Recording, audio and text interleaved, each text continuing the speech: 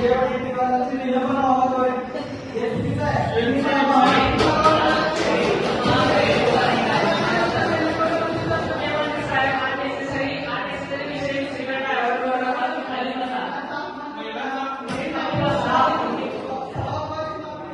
आहे ठीक आहे काय त्याला सारखं माफी पाहिजे माफी मागवलं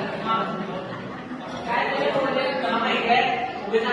वेळ वाया घालवला तरी सुद्धा सन्मान्य सदस्य होतात त्यांच्या समाधानासाठी माफी मागतात संविधानिक पदावर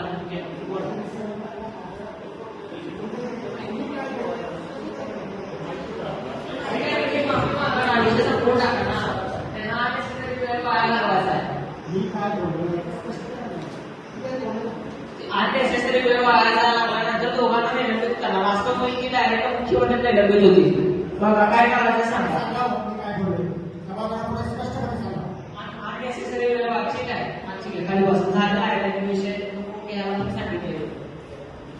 माझा पुढचा प्रश्न आहे 10वीसारख्या भागात गरिबीचा फायदा घेऊन जर कोणी आवश्यक धर्मांतर करत असेल तर अशा धार्मिक मागण्यांचा बंदोबस्त कायदा तुम्हाला का नको आहे हा प्रश्न आहे माधुरी मिसाळ यांच्याकडून